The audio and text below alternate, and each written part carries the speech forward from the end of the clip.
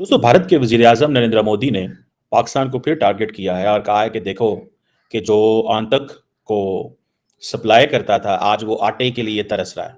जब से मैंने ये खबर देखी है, जब से मैंने ये खबर पढ़ी है, उस वक्त से मेरे तो तन बदन में आग लगी हुई है। मोदी इलेक्शन कैंपेन के दौरान खिताब करते हुए ये कहता है, हमारा एक पड़ोसी जो आतंक का सप्लायर था, वो अब आटे की सप्लाई के लिए तरस रहा है। इंडिया मोदी कर सकता है, वो कर रहा है। क्यों? क्योंकि वो चांद पे चला गया है, वो सारा कुछ कर रहा है। हमारी अवाम आज वाकई लाइनों में लगी हुई है और उसका जिम्मेदार गवर्नमेंट है। गो कि इंडिया के अंदर 800 मिलियन लोगों को सरकार आटा देती है, लेकिन वो कहते हैं हम हाथ तो नहीं फैलाते, हम खुद देते हैं ना, हम दूसरे मुल्कों से मांग के तो आपको नहीं देते।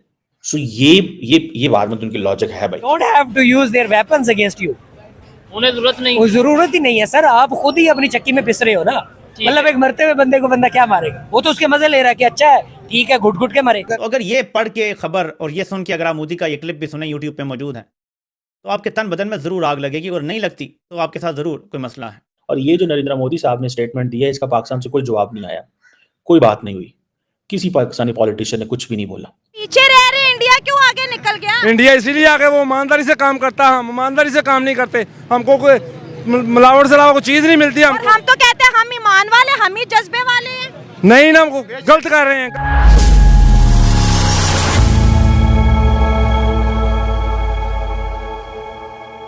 नमस्कार दोस्तों, प्रधानमंत्री मोदी ने बिना नाम लिए पाकिस्तान पर हमला बोला।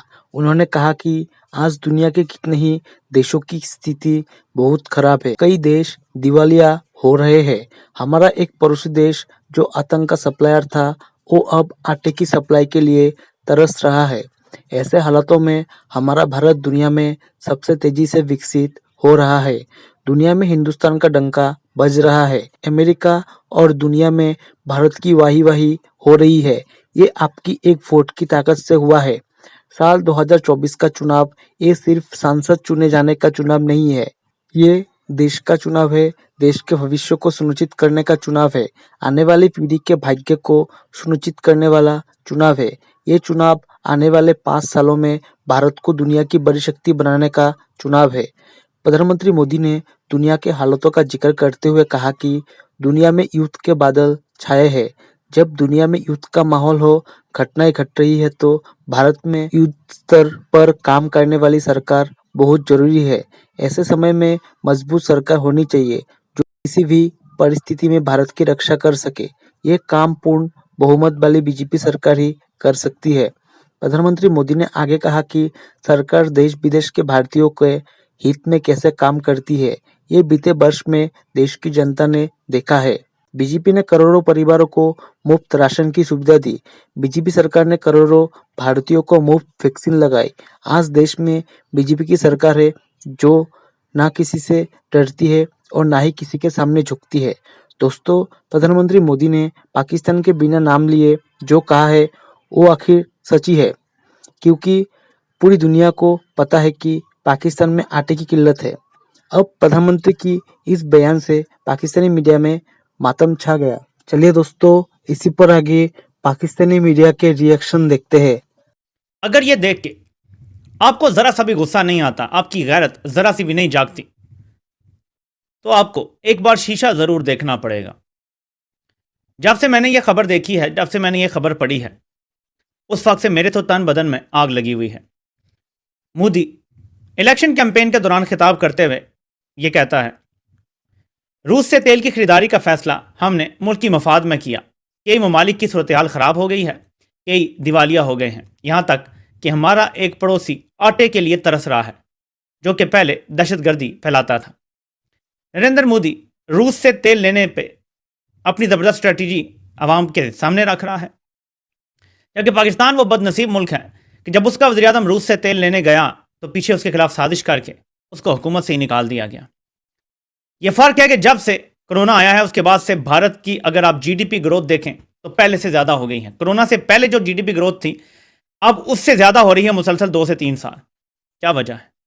ये वक्त पे अच्छे फैसले किए गए, महंगाई से लोगों को बचाया गया ताकि तरक्की का सफ़र जारी रहे और गुर्बत में कमी आए, और कौमी पैदावार में इजाफा हो, एक्सपोर्ट्स बढ़ें। ये सब कुछ नरेंद्र मोदी ने करके दिखा दिया भारत में। लेकिन पाकिस्तान में हमारे ऐसे सज्जन हैं जिन्होंने एक चलती हुकूमत गिरा के पाकिस्तान को तबाही के गड़े में डाल दिया। तो अगर ये पढ़ के खबर और ये सुन के अगर आप मोदी का ये क्लिप भी सुने, यूट्यूब पे मौजूद है, तो आपके तन बदन में जरूर आग लगेगी। अगर नहीं लगती तो आपके साथ जरूर कोई मसला है। प्राइम मिनिस्टर नरेंद्र मोदी ने इलेक्शन कैंपेन के अंदर कहा कि हमारा एक पड़ोसी जो कभी आतंकवाद सप्लाई करता था आज आटे की लाइन की सप्लाई में लगा हुआ है। मतलब उन्होंने डायरेक्टली इनडायरेक्टली पाकिस्तान को टारगेट किया। और यहाँ पर जो पाकिस्तान के अंदर आटे के क्राइसिस है और जिस तरह से आटे की लाइन के लिए जिस तरह से औरतों को कुचला गया, औरतों के जिस तरह से दुपट्टे खींचे गए, वो सारा चीजें इंटरनेट पे भी मौजूद है और पूरी दुनिया ने भी देखा। सर क्या कहेंगे, आज पड़ोसी मुल्क हमें इस बात के ऊपर ट्रोल कर रहे हैं कि भाई ये तो आटे की लाइनों में लगे हुए हैं। सबसे पहले तो हमें इस बात पे अफसोस है कि हमारी गवर्नमेंट जो है वो इस बात पे तवज्जो नहीं कर रही, ठीक है। नंबर 2, हमारे पड़ोसी मुल्क अगर तरक्की कर रहे हैं उनके पीछे उनकी गवर्नमेंट है जो आज वो चांद पे भी चली गई है और हमारे अभी तक नीचे बैठे हुए हैं। रही बात आटे की, तो हमारे यहाँ पर किसी को भी कोई निज़ाम बेहतर नहीं है। मरियम नवाज अगर आई है 4 पे रोटी अगर कम करके तो कोई बड़ा उन्होंने काम नहीं कर दिया, ठीक है। हमारी आवाम आज भी भूखी मरी और लाइनों में लाके रोटी वो लेती है, ठीक है। नान अगर वो कह रहे हैं कि हमने 20 रुपए का कर दिया है, 5 रुपए कम किया, तो ये कोई बड़ी बात नहीं है। हमारे आज जितने भी आज मजदूर लोग हैं वो आज भी 800 रुपया या 1000 रुपये कमा के लेके जाते हैं, तब भी उन्होंने रोटी महंगी होगी तभी उन्होंने खानी थी, अगर सस्ती है तभी उन्होंने खानी है। सबसे पहले इनको अपने निज़ाम को बदलने की ज़रूरत है कि हमारे जितने जो गरीब तबका के लोग हैं उनको ये सपोर्ट करें। मरियम नवाज खुद कहती है मैं 600 रुपये का सूट पहनती हूँ या 800 रुपये का सूट पहनती हूँ, तो मुझे बताएं आपने मतलब 2-4 हज़ार रुपये का सूट पहना हुआ तो मरियम नवाज तो फिर सीएम हमारी, तो वो कैसे 600-700 रुपये का सूट पहन सकती है। अगर गुची के सैंडल्स और बैग्स अगर 600 रुपए के हैं तो काइंडली वो स्टोर नीचे मेंशन कर दीजिएगा। अच्छा मुझे ये बताएं, दुनिया के अंदर प्रोजेक्ट्स होते हैं मून के, दुनिया के अंदर प्रोजेक्ट्स होते हैं अंडर वाटर ट्रेन के, पड़ोसी मुल्क के अंदर बड़े बड़े प्रोजेक्ट्स होते हैं। हमारे मुल्क के अंदर क्या प्रोजेक्ट चल रहा है रोटी 16 रुपए की। मुझे ये बताएं जो 4 रुपए बच गए, इस 4 रुपए को तो कोई फकीर भी नहीं लेता, इस 4 रुपए के तो जहर की पूड़ी भी नहीं आती, ये 4 रुपए का करना क्या है? ये 4 रुपए सीधा जाएंगे मरियम नवाज के डब्बे के अंदर, वो के खाएगी। सीधी साफ बात कर रहे हैं, देखें वो 4 रुपए अगर हम सारे बहन भाई मिलके देंगे तो वो शायद को 1000 रुपए का सूट खरीद ले, क्योंकि जाहिर बात है 4 रुपए के अंदर आज अवाम कुछ भी नहीं कर सकती है। हमारी सब्जियां इतनी महंगी हैं तो रोटी अगर 4 रुपए सस्ती कर दी है, और वो भी कोई बड़ा मार्का नहीं किया, ये हम अगर सस्ती की है तो वो इनकी मेहरबानी है। रोटी 4 पे सस्ती, बिजली 4 पे महंगी, और ये वो यूनिट महंगा किया है। और ये वो गवर्नमेंट है जो हुकूमत संभालते हैं। ये 9 दफा बिजली के रेट बढ़ा चुकी है और फिर बढ़ने जा रहे हैं, और 4 दफा पेट्रोल के रेट बढ़ चुके हैं। इलेक्शन के दिनों में उन्होंने कहा था कि हम 300 यूनिट तो फ्री देंगे, तो मिल में है 300 यूनिट की हमारे खून से निकाल रहे हैं, इन्होंने कहा से फ्री देने हैं। नरेंद्र मोदी जो है वो कह रहे हैं कि पाकिस्तान का नाम नहीं लिया उन्होंने कहा जी भारत का एक नेबरिंग मुल्क है जो दहशतगर्दी स्पॉन्सर करता था, आज आटे के लिए तरस रहा है, ठीक है। भूख इंडिया के अंदर 800 मिलियन लोगों को सरकार आटा देती है, लेकिन वो कहते हैं हम हाथ तो नहीं फैलाते, हम खुद देते हैं ना, हम दूसरे मुल्कों से मांग के तो आपको नहीं देते। सो ये बात में उनकी लॉजिक है भाई, ये बात ठीक है कि पावर्टी उधर ऐसी है कि वहां पे हुकूमत खुद अपने लोगों को 800 मिलियन लोगों को आटा देती है। अच्छा अब भारत के अंदर क्योंकि इलेक्शन जोरों शोर पे हैं, पाकिस्तान का इस दफा वैसे जिक्र नहीं हुआ जैसे माजी में था, सिवाय इसके जो राजनाथ सिंह साहब ने एक बड़ी स्टेटमेंट दी, और ये जो नरेंद्र मोदी साहब ने स्टेटमेंट दिया इसका पाकिस्तान से कोई जवाब नहीं आया, कोई बात नहीं हुई, किसी पाकिस्तानी पॉलिटिशियन ने कुछ भी नहीं बोला। जय हिंद दोस्तों, स्वागत है आपका आपके YouTube चैनल जय हिंद पर। वीडियो को लाइक और चैनल को सब्सक्राइब जरूर करें, और हम आपके लिए पाकिस्तानी मीडिया के एक से बढ़कर एक लेटेस्ट वीडियो लाते रहेंगे।